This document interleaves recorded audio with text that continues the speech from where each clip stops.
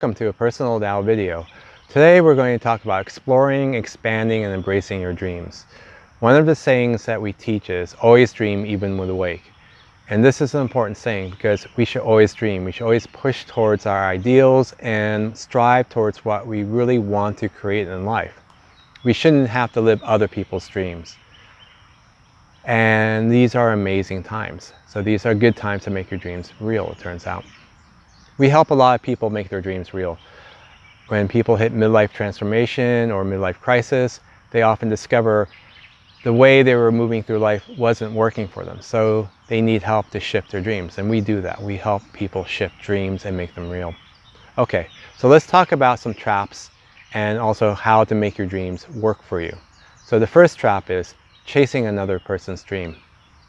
Turns out we inherit a lot of our dreams from our society, for instance, the American dream, from our parents, from our families and friends.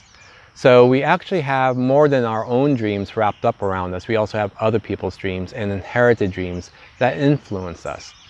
And that can be really devastating. So for instance, say your father wants you to go to college, but you really don't. You just want to be a mechanic or a simpler job. And there's nothing wrong with that. But then you begin to chase your father's dream of going to college and you choose classes that you really didn't want to go to, and then you get into a career that really doesn't match you and you're unhappy. It's really important to know the difference between your dreams and those dreams that we inherit or also hold but aren't really ours. Because those dreams which aren't ours won't make us happy when we chase them. They'll take us down dead ends, or we'll feel like this should be working but it's not working. So it's important to know and follow your own dreams. That's a very important truth.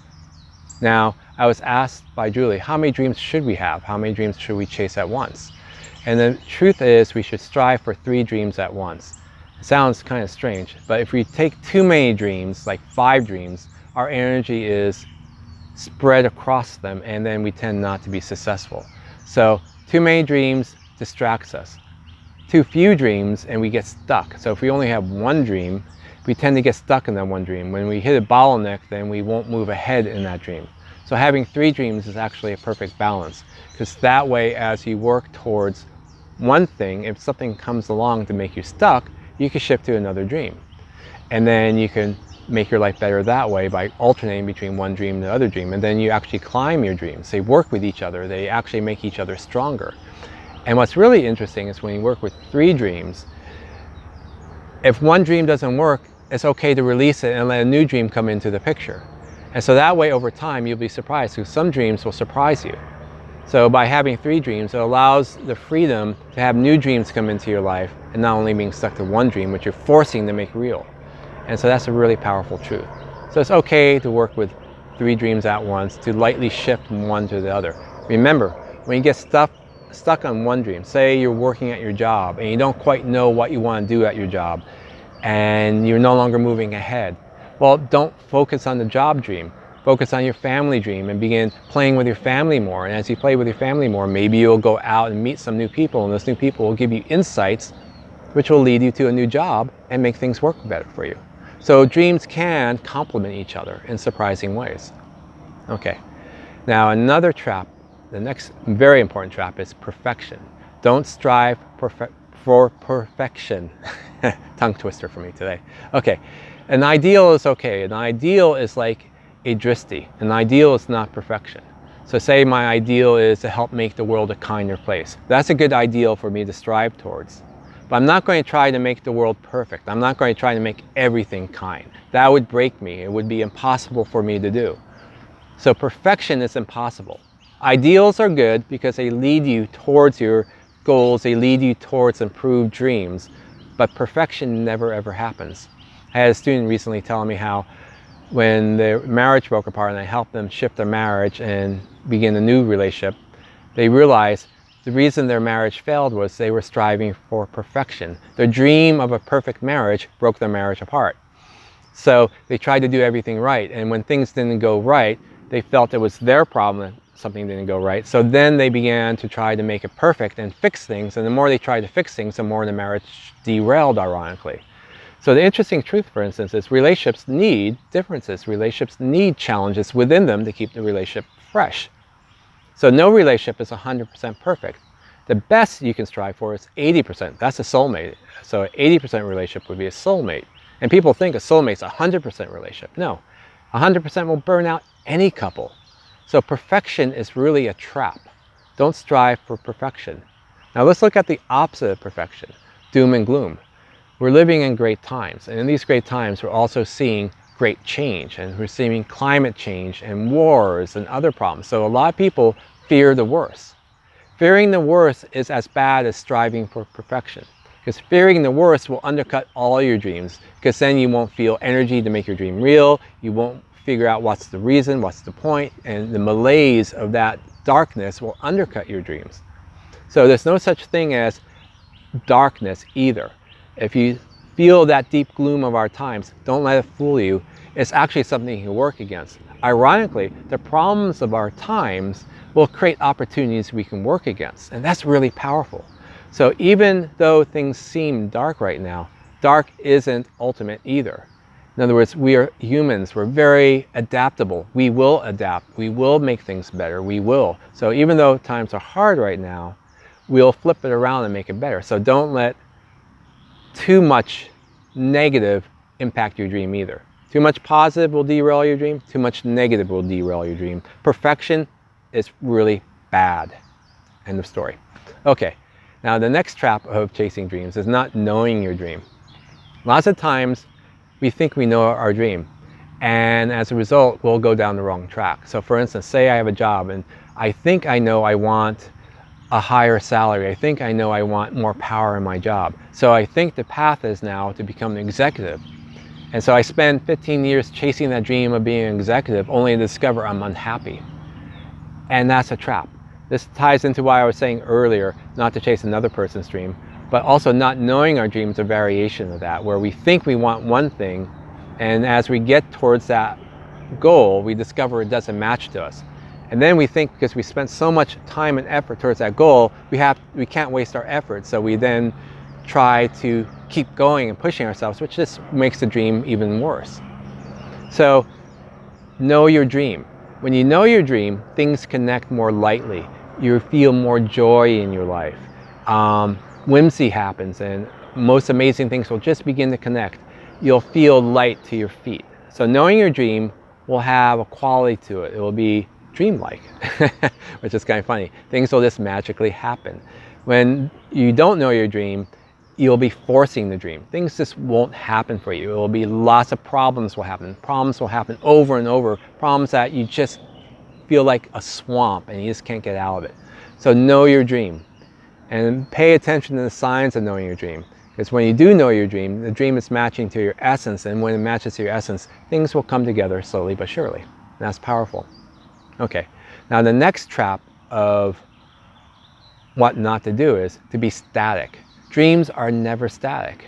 Dreams have to change. Dreams require surprising insights and surprising changes for them to work. In other words, dreams evolve over time.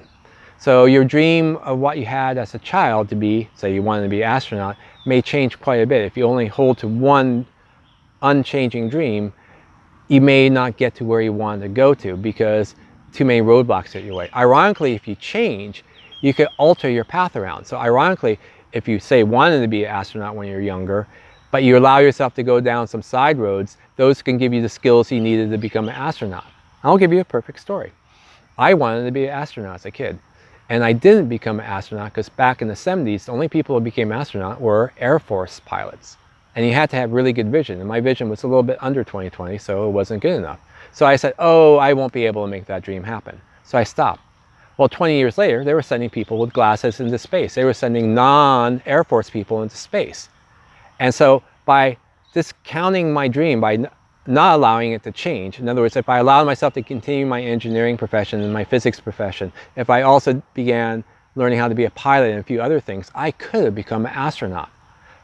But because I didn't allow my dream to change, I actually ironically took away that option to become an astronaut. So if you allow your dreams to change, ironically, it can cause changes to happen which can lead to a roundabout way to get to where you really want to get to. So you can't account for everything. Don't try to be logical in your dreams. That's the next trap.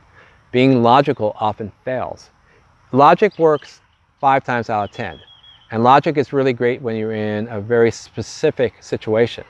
But logic often fails to take into account the bigger picture. So we do have to use our intuition. We do have to allow other things to come in. So we need to alternate between logic, intuition, and whimsy. And the three together work with each other. So don't only try to be logical with your dreams. Going back to my example as a child, if I only approached becoming an astronaut logically, I never would have I never could have become an astronaut. Versus if I allowed some whimsy, if I allowed some intuition, I could have found a path that could have taken me to becoming an astronaut. So logic can sometimes derail dreams. Be very aware of that. Okay, now the next trap is the exact opposite of not changing. Too much force. Don't force your dreams. When you force your dreams, they tend to break also because they tend not to take into account changes that have to happen. Dreams are an evolutionary process. We evolve in dreams. Lots of small changes over time creates a dream to be real. And as a result, when you force your dream, you tend not to find it. So I found my soulmate, Julie, and she's my dream partner. When I was looking for partners, I was trying to force finding a partner, say going to a bar, going to certain like yoga retreats and stuff like that. That didn't work. By forcing looking for the right partner, I couldn't find the right partner. Ironically, when I stopped looking for my partner, I found my partner at my job. And she was sitting right down the floor below me. And we connected, and within 3 days we decided to marry, and here we are, 14 years later, still married.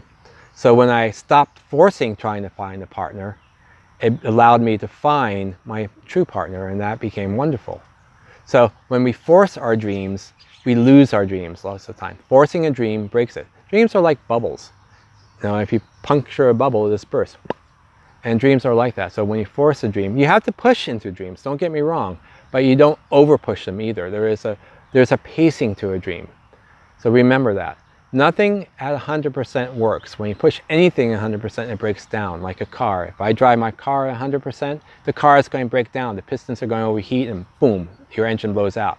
Dreams are no different. Even though dreams seemingly can happen, they're very powerful and can be fast and furious, you never even push a dream 100%.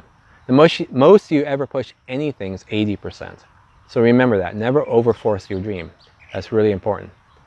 Now here's the next trap. Too much sharing. They did a study and they asked, is it better to share your dreams or is it better to keep your dreams private? And they found 80% of the people who shared their dreams ended up never chasing their dreams. The dream just never happened. But most of the people who didn't share their dream, those are the visionaries who made their dreams happen. That's an interesting insight. So why does sharing your dream burst the bubble? It turns out when you share your dream, your mind kind of gets satisfaction and it feels complete almost. You shared your dream and now you don't need to work towards it anymore. So if you overshare your dream, it actually derails the dream. Now that's counterintuitive because we do need to share somewhat. Because we need insights, we need ideas, we need input to build the infrastructure to create your dream over time. So here's the truth. You do want to share a little bit, but you don't share the big picture. You don't share the secret parts of your dream. Dreams have secret parts and they have visible parts. And that's important to realize. So some parts of your dreams might be secret. So 20 years ago, I had a dream. And my dream was to actually counter the consumer society with kindness. Now, back in the big 80s, if I tried to push kindness as his teaching, I would have failed because the times weren't ready. So if I shared that kindness dream with other people, it probably wouldn't have taken me anywhere. So that was a secret dream of mine to actually make things better by kindness. Then over time, I did begin to share kindness, but I shared it in a sneaky way. Whenever I was at work and whenever people were getting into problems, I used kindness to help solve problems. And because I used the kindness to solve problems, all of a sudden I became known as a person who got things done. So all of a sudden, all the impossible projects got thrown my way. And to the surprise of the vice presidents and everything, my projects would always succeed. It's because I would work with my team, I would be kind and help people grow. So I was actually implementing my dream quietly, and people didn't know that was my dream to teach kindness. And so by implementing it slowly, sharing it slightly, I was able to practice teaching kindness. I was able to practice build up a set of teachings. But also I didn't get judged, I didn't get dragged down, or I didn't feel like, oh, I've done this, and stop trying. So it's okay to share about 20% and then over time grow your dreams. But if you overshare, it turns out it can burst your bubbles too, of your dreams. So be careful about oversharing. Do keep some of your dreams private. Okay, now the next part of a dream, making dreams happen, is finding support. That ties into the last topic, because we usually go to other people for support. If you get too much support too fast, that's bad for making your dreams real. So let's look at this a little bit. It turns out dreams take longer to create than we realize. And when we begin starting working towards our dream, the first part of the dream is a learning curve. We need to learn what's doable, what's not doable. We need to experiment. We need to try things out. The advantage of the beginning stages of making your dreams real is you're flexible. You haven't built it up a lot yet. You're able to do research. You're able to change your direction, and you're able to get insights. So you build up the infrastructure. Dreams require infrastructure. So as you build up your infrastructure, there's a helicopter right now, that's okay. As you build up that infrastructure, you want to build it up to about 20 to 25%. So as you're building the infrastructure up to about 25%, that's the first stage. So for instance, when I began looking for my soulmate, I had to build infrastructure up. In other words, I went to jiu-jitsu. I became super strong. That was infrastructure. I needed to be buff. I needed to be in good shape, because who's going to want to go out with me if I have a beer belly? No one. So that's my infrastructure, finding a soulmate. Get exercise, be spiritually awake. That's infrastructure. So you build that up. And during that building up phase, you don't share it. But then after you get 25% there, you begin to look a little buff. That's when you begin looking for someone to go out with, and you begin to learn a little bit more, and then that teaches you more. So the first part of the process is build yourself up to about 25% of your goal. Once you've built up the infrastructure to support that 25% of the goal, then you can begin sharing your dream more. Then you can begin getting more support. So there's a process in building your dreams in steps, and remember that. People try to make it all happen at once, and that will fail. It will actually break apart, because dreams are a bigger process. So my dream of right now, where we are, where I'm teaching kindness, where I'm helping people chase their dreams, if I tried to do this all in 1 year, we wouldn't be here today. Because I wouldn't have the polish, I wouldn't have the information, I wouldn't have the experience to back me up. I wouldn't have the community I built up. I wouldn't have the friends to support me when I need the friends. So it's a process where you build up the infrastructure to support your dream. And that's as important as the dream itself. Without the infrastructure, the dream won't become a reality. So remember that. You're also building infrastructure to support the dream over time. And that's a really critical part of it. Now, the next part of making dreams real is moving too fast. When a person really gets excited about their dream, they want to make it all happen. You quit your job, you have, oh, I'm going to make this new startup, and I'm going to create this app for my phone, and I could do that in less than 2 years. Wrong. See, people underestimate how long it takes to create their dream. So most people think you can make a dream happen in a short term, 1 to 2 years. And the reality is it takes a lot longer than that. The reality is it can take decades to make a dream work. So my dream of teaching kindness took over 20 years for me to slowly assemble all the pieces up. Some dreams can go faster. When your dream matches society, when your dream uses the infrastructure of society around you, your dream can go faster. So for example, building an app will go faster now. But if I tried to build an app 10 years ago, it would have gone slower because there was less infrastructure to build apps out there. So when there's infrastructure existing, then your dream can go faster and you can make it happen a little faster. So that ties into the next topic of working with your dreams, timing and patience. Have the patience to make it work. Have the patience to explore and let things happen. And timing is critical. Lots of times our dreams, because they're so big picture, are ahead of the game. And so we have to be aware of that. Let me give you an example of that timing thing. I had a dream to create an international community. When I tried to create that international community back in the early 2000s, it failed because people weren't used to talking to each other at an international level, and the infrastructure, like the tools, weren't there. Then I tried 3 times. Every few years, I would try to create a new group. I would use different tools. And so it took 8 years before I finally created a community of 200 people around the world to work together. We call ourselves the Dragons, where we teach each other how to chase our dreams. We teach each other in a non-judgmental way how to live kindly, and we support each other in that kindness. But it took over 8 years to get that community started, with 4 or 5 starts. And when it wouldn't quite work, you could tell it's not quite working, so I wouldn't force it. So timing is important. When the timing doesn't match your dream, it's okay to slow down and go to one of your other dreams and then alternate between your dreams and step between your dreams. And that's a powerful process. So have the patience to work with the timing of the world too, and use the world to match to your dream as much as possible. Now, there's an interesting truth to this. As the world is breaking up a little bit, as society is causing problems, there are interesting timing windows in that. So right now, as the United States is in a lot of problems, and those problems include a lot of racism, a lot of the immigrant problems, that's also opportunity to make solutions to those problems. So if we tried to solve an immigration problem 5 years ago, it wouldn't work. But right now the timing is opening up to make a difference to help our country become more diverse. So timing is everything in a dream when you have a dream. Okay, now the next trap is, don't wait for someone else to make your dream a reality. See, this is an interesting trap. The average person takes in the dreams from outside. We watch the movies, we watch the media, we get the dreams our family gave to us. And so we wait for others to make our dream happen to us. We wait for others to give us our dreams lots of times. We don't realize that. So in our job, for instance, you may have a dream to improve your position at work. So you work hard, but you're waiting for someone to recognize you and you go, this person is wonderful. I'm going to give you a raise. I'm going to make you a better person. I'm going to raise you up in the company ranks. Guess what? That never happens.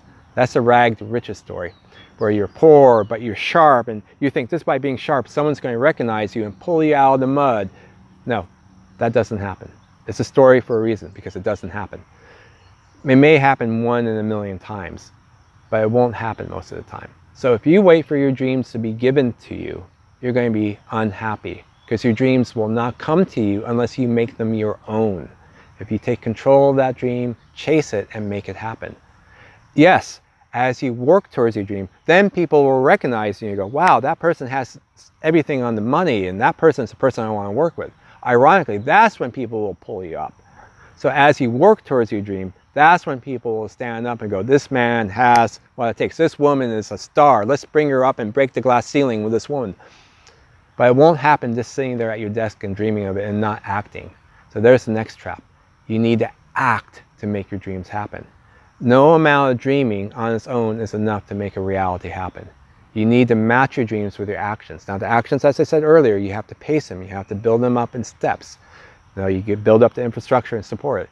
But just dreaming the dream is not enough. You also have to act to the dream. Okay. Now the next interesting trap. Don't make your dream linear. Think about it. Most people dream in a linear way. I dream of finding my partner. I dream of getting a good job. I dream of going up the ranks. I dream of getting a promotion. I dream of finding a good house. I dream of having my children come together. That's very linear.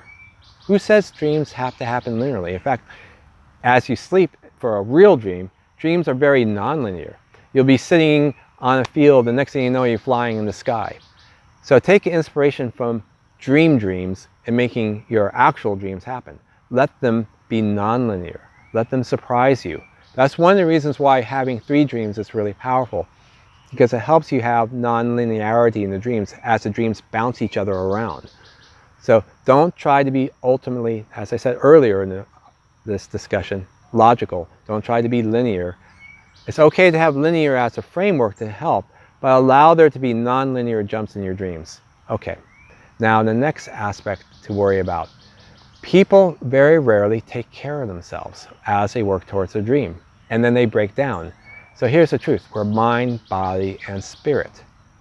So one of the first steps I have to do when helping a person make their dream real is I actually slow them down and stop them for a second.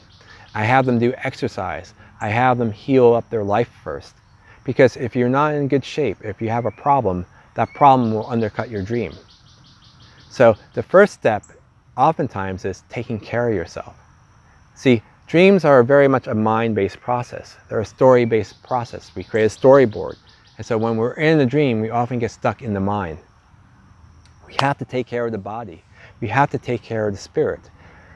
By beginning to tap into spirit, it gives us the non-linear influences to make the dreams happen faster. By taking care of the body, we're energetic and we're not worn out.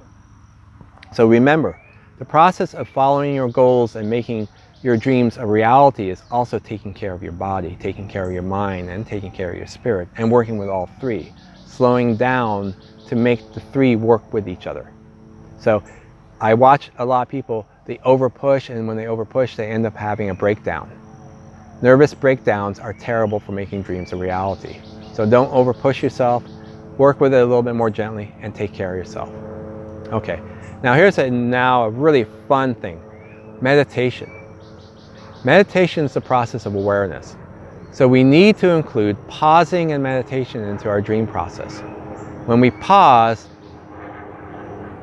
it gives a window for the non-linear stuff to come in. When we pause, it gives us a chance to use our intuition and have insights. Meditation is a process of awareness. So we can use meditation to give us awareness of how to make our dreams reality. Now, if you go to the website, there's an article called Morning Meditation. I want you to read that article. Morning meditation is a style of meditation where you meditate first thing in the morning. That's a powerful technique because it allows your unconscious to be part of your meditation process. It allows you to see around the corner. It allows you to inspire yourself. But also, more importantly, morning meditation is a way to remove a lot of your problems that could be holding you back from your dreams.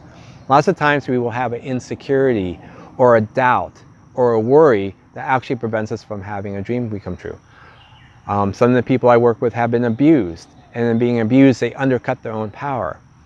And so when you do a morning meditation, you can see that abuse and you can remove it out of your life. So a really powerful step in making dreams happen in a reality for you is to meditate in such a way to remove your hang-ups, to meditate in such a way to have insights to make the dream happen. So I highly recommend a morning meditation practice. I do teach that. You can contact us to learn how to do morning meditation, and there's a starter kit article on the site to get you on your way on the morning meditation. It's a really powerful process to help you chase and make your dreams a reality and find your goals. Okay, now the next step of making your dreams a reality, maintain your relationship. Maintain relationships, how did that come into the picture? Because we are our relationships support us, we are social animals. Now earlier I said, don't overshare your dream, but that doesn't mean not have relationships. Our relationships help support us. Lots of times when a person chases their dream, for instance, they want to become that executive, they ignore their family, they ignore the people who support them, and then the next thing you know, they're having a divorce. It's really hard to chase your dream when you're dealing with a nasty divorce. It's really hard to chase your dream down when your partner is really unhappy with you. We gain a lot of strength and resources from our family and our friends. So take care of your family and friends, and they take care of you. So as you explore your dreams, as you make your dreams reality, don't forget to be in your family. Don't forget your infrastructure of your personal social network to support you. That's really important. Okay, now here's the next aspect of looking for dreams. Avoid too much judgment. We need a dash of judgment, but only a dash. The trouble is, dreams are amazing. They're bigger than life. So I want a dream where all the countries in the world come together and we're not just 200 countries fighting, we're rather one world working together. That's actually one of my dreams. It's a big dream to bring together all these warring countries, all these battling my power, my need to come together in a larger world. That's one of my bigger dreams. A lot of people will look at that dream and laugh at me. They'll judge, that's impossible. Well, I know it's possible. When I started my dream of kindness, people would say it's impossible to do what I was doing. And now I've touched millions of people's lives and helped with kindness improve people around the world. So I know it's not impossible to help bring together a larger world. But see, the trouble is a lot of people will judge it and look at the UN and look at the United States pulling out a human rights meeting. They'll say it's impossible, people will fight too much. I'm not talking about utopia here. I'm just talking about a realistic goal of helping people work with each other and make communication better and realize we are one people, we're one humanity. That's not a silly pipe dream, that's actually something we can make real. But a lot of people can judge that as silly, and in the judgment then undercut my process of making it real. So the truth is, judgment is dangerous for dreams because judgment will undercut and ground the dream into not happening. So you have to have your own judgment that the dream is possible, light judgment to help guide your way. You use judgment like lighthouses on rocky shores to avoid the bad spots. So you have the people you trust whose judgments help you avoid the rocks in the ocean as you sail towards your dream. You don't want to be, again, we're only one person, we can't see everything. So we need the dash of judgment to avoid the bigger problems, but avoid the negative judgments that undercut us from actually working with our dream. So that's really powerful. Now the next step, and if you think about it, you're going to be able to guess what I'm going to say. Remember kindness. Kindness is to be in your essence. A lot of the things I've been talking about are actually acts of kindness. For instance, remember not to push for perfection. Perfection is unkind because you'll break yourself towards reaching perfection. Remember to take care of yourself, because if you don't take care of your body and spirit, well, you're not being kind to yourself then. So remember kindness. Turns out a lot of these teachings I'm teaching you come out of kindness. And kindness is not about being nice. Kindness is working to your essence. Kindness is seeing the essence of others and working relative to their essence so you can work with people in the best possible way. So kindness is an important part of working with dreams. When you work with people kindly, they respond.